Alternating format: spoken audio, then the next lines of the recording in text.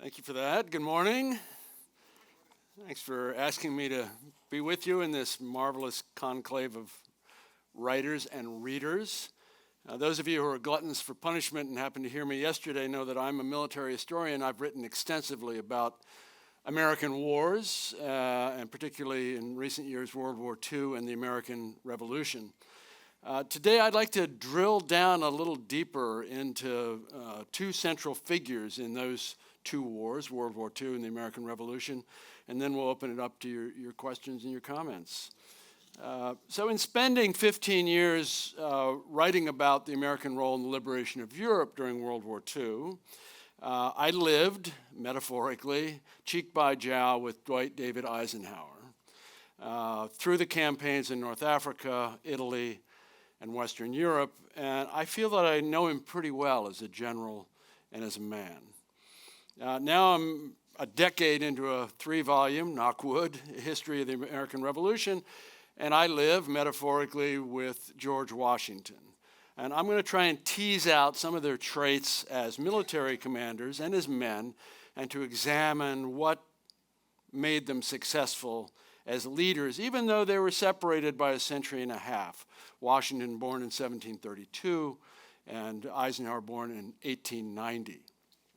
They're among a dozen generals in American history who subsequently went on to become president. James Garfield, Zachary Taylor, but only 3 of those 12 we would consider professional military men, with Ulysses Grant being the third. Washington and Eisenhower were probably the most successful in translating their long military experience and military leadership into the civilian sphere. Great responsibility enlarges them. Both have a capacity to get bigger, to rise to the occasion. Why is that? Now, Washington and Eisenhower have obvious differences. Washington rarely has an army larger than 20,000 men. Sometimes it's fewer than 3,000 men, while Eisenhower eventually commands several million. Warfare by the mid-20th century is highly mechanized with sophisticated, near-instantaneous communications and elaborate, sprawling intelligence networks. In the late 18th century, by contrast, warfare is mechanical. It's horse-drawn. The musket hasn't changed much in 200 years. Communication is by letter or by horse or by someone carrying it on foot. Intelligence is haphazard. It's almost entirely what the spook world today calls human intelligence. And it can be as crude and unsophisticated as telling a young Connecticut schoolteacher named Nathan Hale to go take a stroll behind enemy lines and see what you can see. There are other differences between them. Eisenhower was raised in very modest circumstances in central Kansas, but he had the advantage of what had by the 20th century become the military's good education system, including 4 years at West Point, class of 1915, known as the class that stars fell on because so many of its members became generals. And then also at the Command and General Staff School at Fort Leavenworth, where he graduated first in his class. By the time he has his first combat command, however, in the caves of Gibraltar in November 1942 as the commander for the Anglo-American invasion of North Africa, he has spent 27 years in uniform, from cadet to senior planner in the War Department. When he arrives at Gibraltar, he has never heard a shot fired in anger. He missed World War I. Washington, of course, is to the manner born, or at least inherited. He's got money, property, status, and he accumulates more of the same in 1759 when he marries the richest widow in Virginia, Martha Dandridge Custis.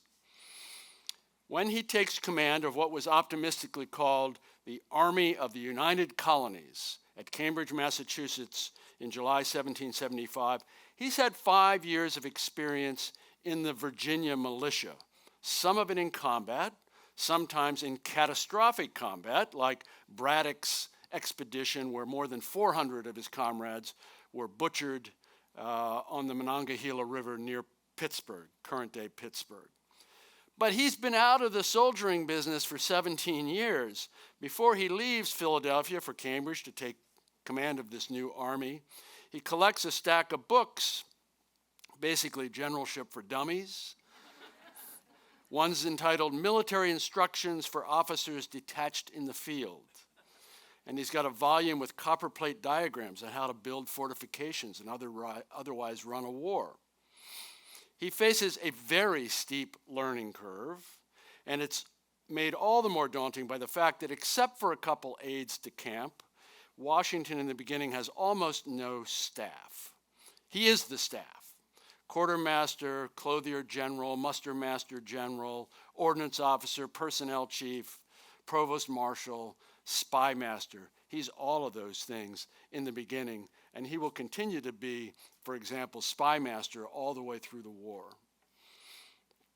Now, he and Congress are filling those positions, sometimes with capable men, often not. But of necessity, he is remarkably down in the weeds. He's attending to 1,000 details. By contrast, when Eisenhower shifts his headquarters from those caves at Gibraltar to Algiers, at the beginning of the liberation of Europe, his staff numbers 2,500. And in the next couple of years, as he moves his headquarters to London, and then to Paris, and then to Reims in northeastern France, it will get much, much bigger. He's got a staff of thousands by 1945. And finally, to cite one last difference among many, Eisenhower is privileged to serve as Supreme Commander of the Allied Expeditionary Force at a time of extraordinary, perhaps unprecedented national unity. Washington, by contrast, is Commander-in-Chief at a time of extraordinary political dysfunction. It's a civil war. The ship of state is coming apart at the seams, and a new ship of state is being jury-rigged while the old one is sinking. Eisenhower has all the awesome power of the arsenal of democracy behind him. It's a prodigy of organization, as Churchill calls it. The U.S. Army in June 1944, in preparation for crossing the English Channel into Normandy, has accumulated 300,000 vehicles, 1,800 train locomotives, 20,000 rail cars, 300,000 telephone poles. The U.S. military in World War II provides footwear in sizes from 2A to 22 EEE. Washington has no arsenal of democracy. He has no prodigy of organization. He is reduced to putting ads in the newspaper with recipes on how to make home-brewed saltpeter. It's the active ingredient in gunpowder. An extraordinary high percentage of his correspondence in the first year as Commander-in-Chief deals with gunpowder supplies, about which he is frantically worried. But let's scrutinize their generalship a bit closer and thus their leadership. Neither Washington nor Eisenhower are particularly accomplished tacticians. In fact, they can both be pretty mediocre. For example, Washington was a surveyor as a young man. He has a surveyor's eye for ground, for terrain. Yet he fails to adequately examine the ground, to conduct reconnaissance at Long Island or White Plains in the late summer and fall of 1776, or at Brandywine in September 1777. He concocts an excessively complex plan at Germantown in October of 1777 that works until it falls apart. Eisenhower is guilty of a number of tactical failures. For example, he fails to realize that allowing 4 German divisions to escape across the Straits of Messina from Sicily in August 1943 means that the Allies will have to fight them again and again and again on the Italian mainland. A month later, he endorses a harebrained scheme, a lunatic scheme, to drop the 82nd Airborne Division on Rome, where the nearest substantial supporting ground force is landing 200 miles away, and thus is no support. at Salerno in southern Italy. I could go on, believe me. Falaise Gap, Scheldt, Antwerp. Eisenhower is not a good tactician. Well, what do they have going for them? Both Washington and Eisenhower have brains organized for executive action. The ability to process enormous amounts of information, to act decisively, to adjust as conditions change. They possess adhesive memories and clarity of expression. Both are very capable writers. We grew to think of Eisenhower, who of course cuts a wide swath in this area, as a syntax-mangling president. But in fact, he is so precise and articulate that Churchill, who knew something about articulation, privately confides at one point, "Good generals do not usually have such good powers of expression as he has." They're both durable and robust. Now, Eisenhower, in the spring of 1944, is 53 years old. He's smoking 4 packs of cigarettes a day. His blood pressure is 176 over 110. Doctors in the audience can correct me, but I believe that's stage 2 hypertensive. Yet he projects health. He's solidity, a tireless captain on the deck of the ship. Washington is even more impressive. At 43, he's 10 years younger when he becomes commander-in-chief in Cambridge. But he's got a lot longer row to hoe, 8 years, as it turns out. The revolution lasts 8 years. His durability is very impressive, and it's an important part of his success as a leader. Both men have a good eye for subordinate talent. For Eisenhower, it's recognizing, encouraging, nurturing men who are born to lead other men in the dark of night. That is not everybody. For example, the likes of General Matthew Ridgway and Lucian K. Truscott, 2 of the finest combat commanders in the U.S. Army in World War II. Washington's eye is even more remarkable. Somehow, he recognizes that an obscure Rhode Island anchorsmith, a Quaker with a funny gait named Nathaniel Greene, is capable of becoming one of the best American military men in our national history. Although Rhode Islanders have initially declined to even select Greene as a lieutenant. He runs for lieutenant and is defeated. No less impressive, Washington sees very quickly that an overweight 25-year-old Boston bookseller named Henry Knox is going to become the father of American artillery. Both Eisenhower and Washington share the attribute that Napoleon considered his most treasured trait among his generals. Anybody know what that is? Luck. Luck. It ought not be underestimated in life, and it's hugely important in warfare. George Patton claimed that the initials DD stood not for Dwight David, but divine destiny. What about executive compensation? Well, Washington is rich. He turns down an offer from Congress to pay him a salary of $500 a month, but he keeps meticulous track of his expenses, starting with the 5 horses and a carriage that he buys right after being appointed. Those expenses, for which Congress eventually will reimburse him, average about $20,000 a year through the war. Eisenhower, in 1944, still a 4-star general at that point, earned $667 a month. It's about $8,000 a year. He gets a few other perks, like overseas pay amounting to 10% of his salary, but he's not getting rich. Both keep an eye on the prize. They may not have been singular tacticians, but they know they have a higher calling. Washington, while directing brushfire battles from Quebec all the way down to Savannah, has to be the chief strategist for these new United States of America. He's got to figure out how to defeat the British Empire, which, among other things, by the way, has the greatest fleet the world has ever seen. Eisenhower knows that he has not been hired to move battalions around on the map. His job, preeminently, is to be supreme commander of a sprawling, fractious, multinational coalition and to hold that coalition together against all the centrifugal forces, from national pride to personal vainglory, that try to pull apart every coalition. He defines his job, Eisenhower does, as chairman of the board. That's the corporate metaphor he uses. Chairman of the largest martial enterprise in the Western world.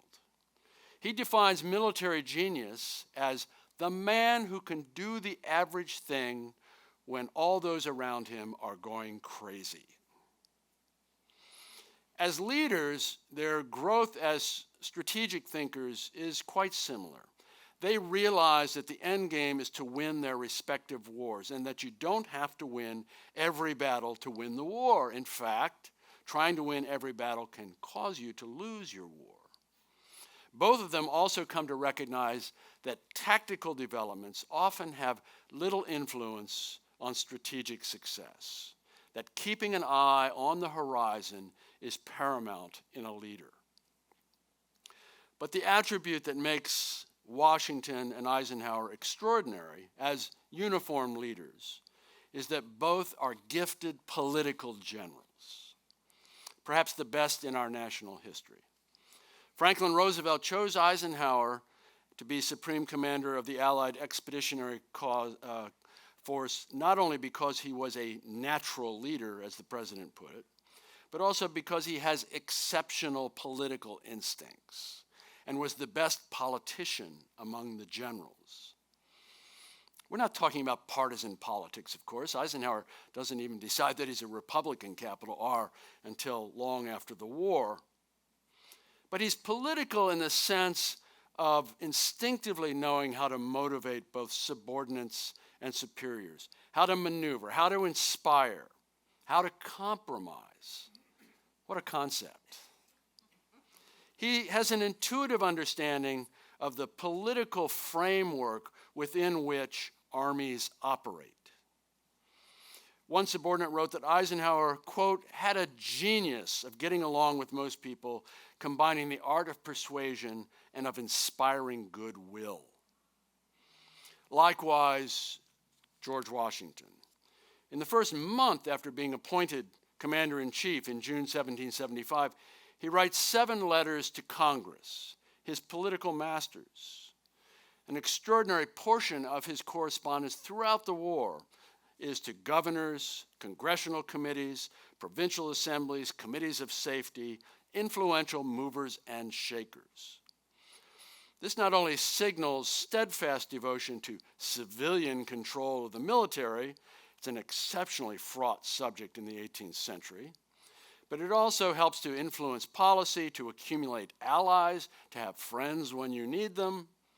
Like Eisenhower, he recognizes that war is fundamentally a political enterprise. Now, part of being an exceptional political general is an ability to get along with allies, notably foreign allies. Washington obviously recognizes that imperative. Among his sternest commands in the summer of 1775, when he takes command, is don't insult Canadian Catholics, even if you New Englanders have hated them for 150 years. We need them. He will have critical relationships with foreign allies before the war is over, with Lafayette, Kosciuszko, Rochambeau, and many others. And he knows an important part of his job is to nurture those relationships. No less with Eisenhower.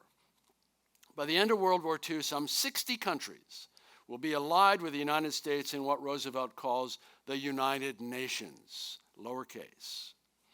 Foremost among them is Great Britain, at a time when Anglophobia is rampant among the senior ranks of the American military. Generals like George Patton, Omar Bradley, Mark Clark can't stand the British.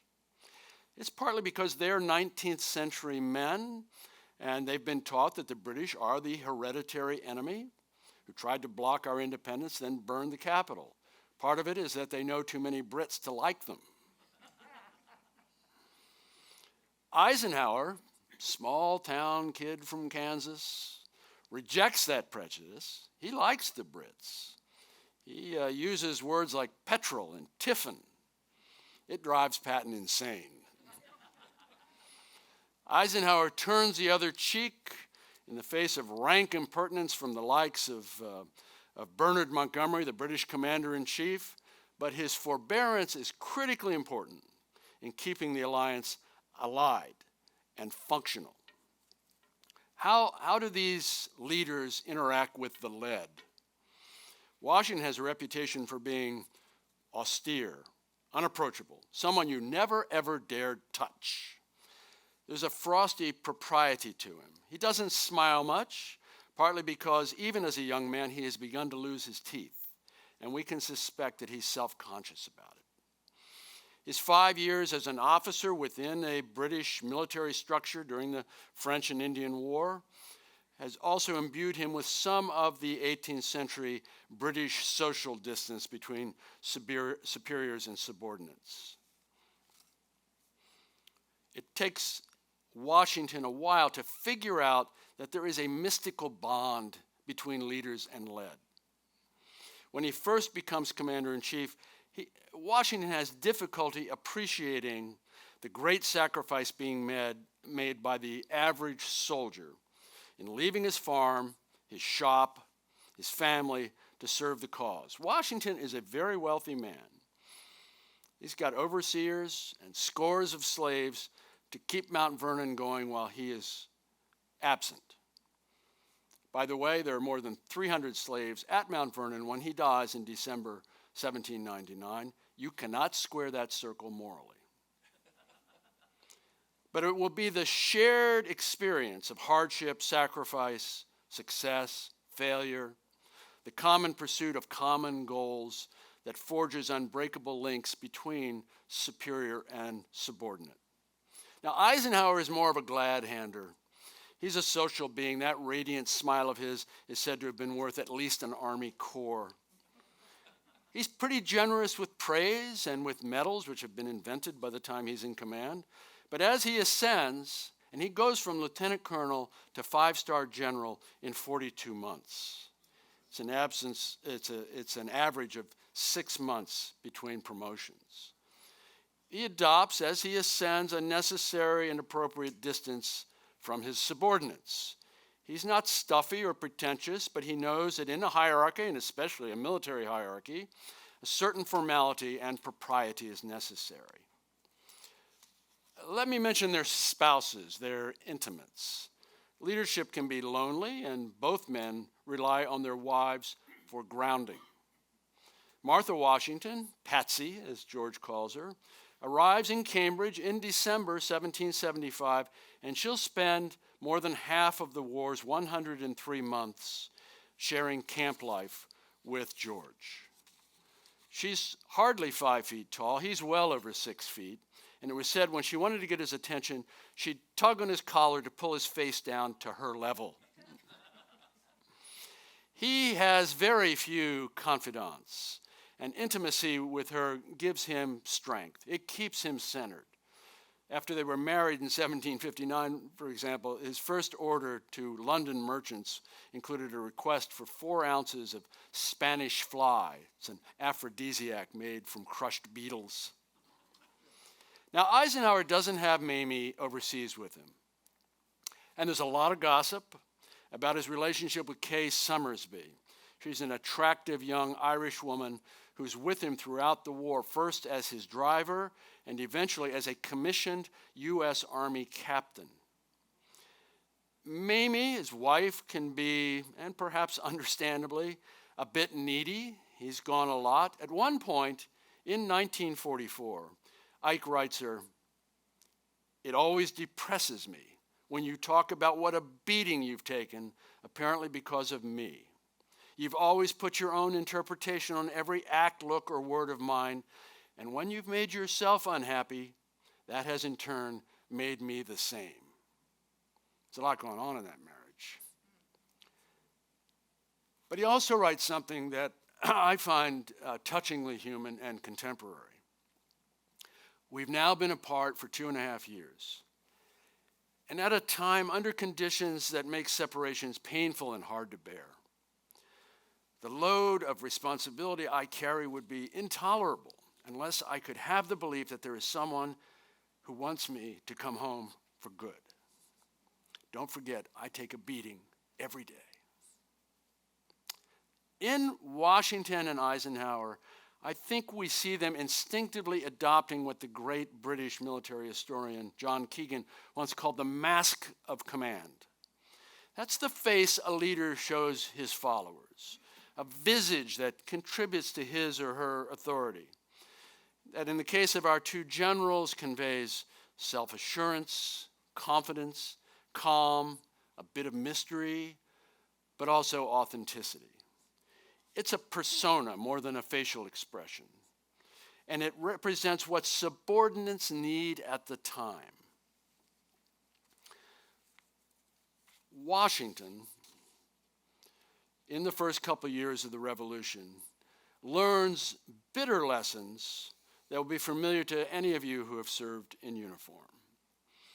That war was rarely linear, preferring a path of fits and starts, ups and downs, triumphs and cataclysms, that only battle could reveal those with the necessary dark heart for killing, years of killing, that only those with the requisite stamina, aptitude, and luck would be able to see it through. And finally, the hardest of war's hard lessons in 1776, that for a new nation to live, young men must die, often alone, usually in pain, and sometimes to no obvious purpose. Washington, more than anyone, would be responsible for ordering those men to their deaths. And Eisenhower would know exactly what we're talking about. For Washington, his faith gave others faith. His strength made others strong. As commanding general of the Continental Army, an indispensable man overseeing the indispensable institution, he also demonstrated a shrewd understanding of that refractory independent peoples known collectively as Americans. Washington wrote in 1777, "A people unused to restraint must be led. They will not be drove." And he was a leader. Both of them come to represent certain Republican values, small r. Sure, they have insecurities. Both are ambitious. Both are somewhat preoccupied with their reputations. But they embody dignity, modesty, determination, perseverance. Neither is particularly religious. Eisenhower's son, John, and John's daughter, Susan, is here at the conference with us this week. John once observed that his father refused to impose on God for favors, like good weather on a particular day. Scholars have documented Washington using 102 different names for God, like providence. But with none of them does he seem to have a personal relationship with the deity. They're both perceived as being judicious, measured, fair-minded. Field Marshal Montgomery, with whom Eisenhower crosses swords repeatedly, nevertheless calls Eisenhower the very incarnation of sincerity, with the power of drawing the hearts of men toward him as a magnet attracts bits of metal. You see the same power of attraction in Washington, who, like many of the founders, reveres what he believes are the Republican virtues from Republican Rome. Both men recognize that there must be a moral core at the center of the great enterprises they command, knowing that immoral behavior is a slippery slope in war, as in life.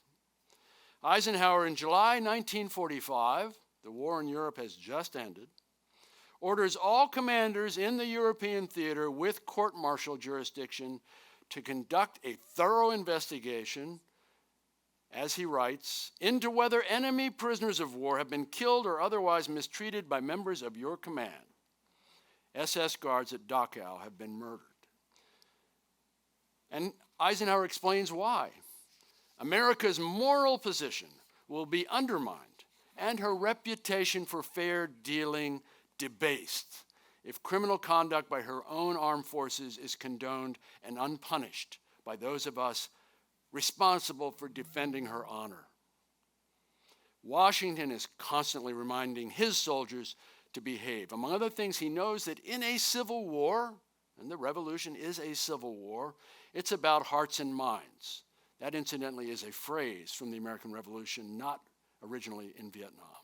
And he knows that soldier behavior is critical in winning that battle. Finally, both men have a genuine streak of humility that the American body politic responds to. It's an effective leadership trait. A month after the war in Europe ends, Eisenhower is invited to receive honors at London's Guildhall, where he gives a remarkable speech. And that speech included this line that's now engraved over his tomb in Abilene.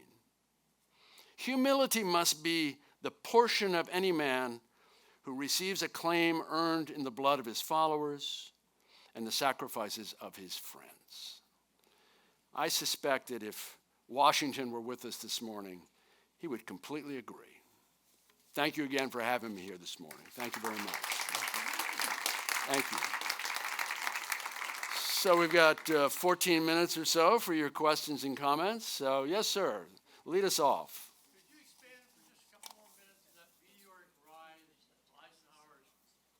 I will repeat the questions. Okay, going from lieutenant colonel to four-star general in such an incredibly short period. I think that's unparalleled in military history. Yes.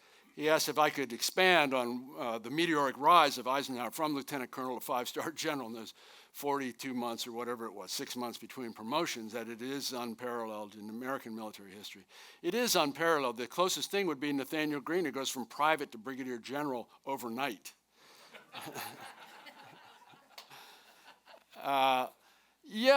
So Eisenhower has been bopping along between the wars, having missed World War I. Doesn't matter which war you were in, as long as it was the most recent one, in terms of advancing your career in the Army. And he, like Omar Bradley, his West Point classmate, had not gone to France in World War I. And he was what the Army calls clean sleeve. He has no combat patch on his right shoulder. It's a mark of disgrace. However, I mentioned that he'd been first in his class as a major at the Command and General Staff College at Fort Leavenworth, and there were others, his uppers and betters, who had their eye on him early on. And one of those uppers and betters was a guy from Pennsylvania who went to Virginia Military Institute named George C. Marshall. And he becomes, by coincidence, the U.S. Army Chief of Staff on September 1st, 1939. And some of you will recognize that date as the day that Germany invades Poland and World War II really begins in earnest. Marshall becomes Chief of Staff that day, and he's going to be Chief of Staff all the way through. And Marshall has an extraordinary eye, an aggressive eye for talent. And Marshall, and he's got friends and operatives and contemporaries out there who are sending him tips about the young up-and-comers. And he is alerted to Eisenhower. He knows that Eisenhower has done very well at West Point and as a student at the Command General Staff College. He knows that he is diligent, that he is brainy, and that he's got a presence. He has a command presence. You saw Bill McRaven on the stage the other night. You know what a command presence is. When he comes into the room, you have no doubt who the commander is. And Eisenhower's got some of that. So it's George Marshall who is bumping him up.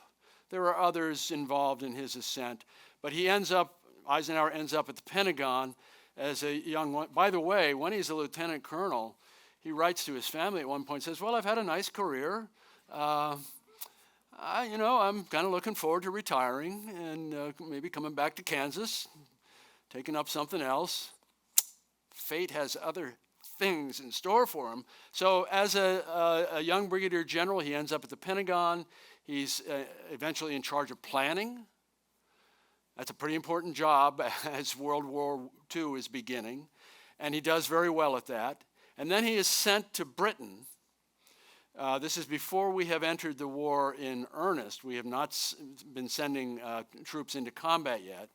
But he's sent to Britain because he knows the plans and because it's recognized that he can get along with the Brits and it's recognized that he's got the capacity to help organize this multinational coalition that Roosevelt knows is going to be necessary to win the war, and George Marshall knows too.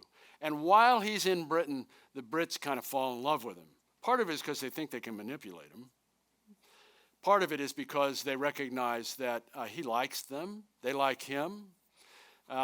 Churchill meets him early on. Churchill is not only the prime minister, he is the war minister. He has two hats.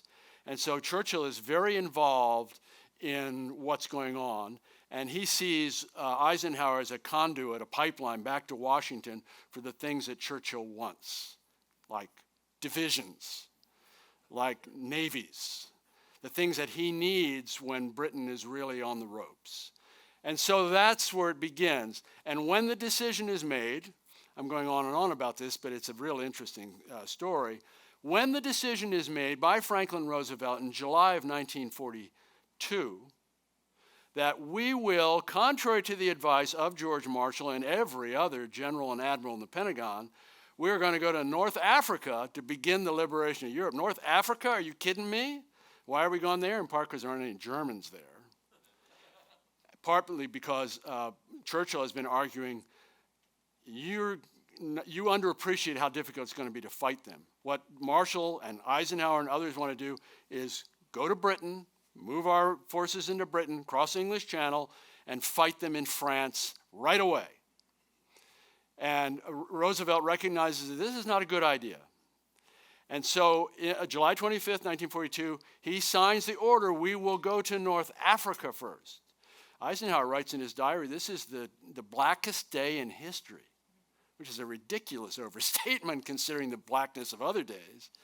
But when that decision is made, we're going to North Africa, who do they pick to command? And it's going to be a joint command with the Brits, with an American on top, because we have most of the forces. We've got the money, we've got the guns, we've got the men.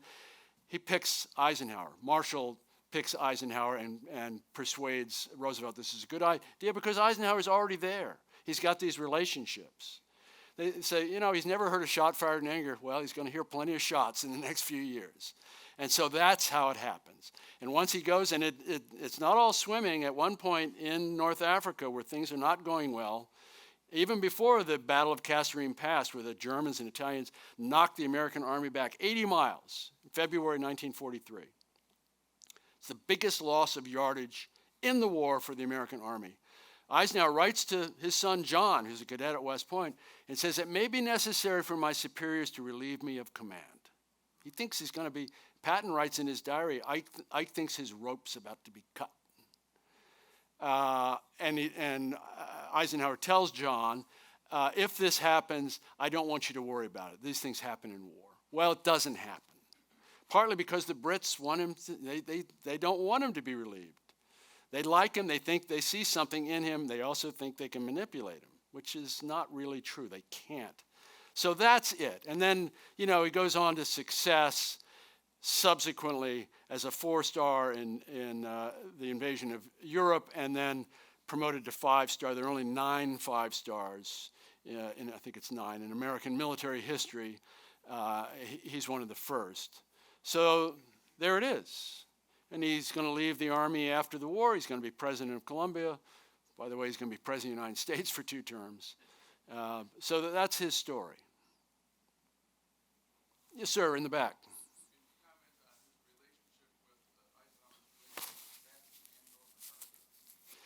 Yeah, Eisenhower's relationship with Patton and/or MacArthur. Well, as a young officer, he has been MacArthur's horse holder, basically, in the Philippines and in Washington. They grow to, I would say, detest each other. Eisenhower at one point writes, how did such an idiot ever become a general? It's a kind of fraught relationship. Now, Eisenhower learns a lot from MacArthur. I mentioned being a political general. MacArthur is the political general. He's not as successful, I would say, ultimately, because he gets relieved in Korea, among other things. But, MacArthur has been superintendent at West Point. He's quite old at this point when he takes command in the Pacific. For a general, he's really long in the tooth, but he's very experienced. And he has been, earlier in his career, not only a lot of experience in World War I, he's been superintendent at West Point and so on. So they don't see each other much in the war. They're on opposite sides of the earth. Patton is Eisenhower's closest, oldest friend. He's older. Eisenhower is born in 1890. Patton's born in 1885. He's West Point class of 1912. He takes the 5-year plan. He flunks plebe math. But they have met each other early in their careers. They like each other.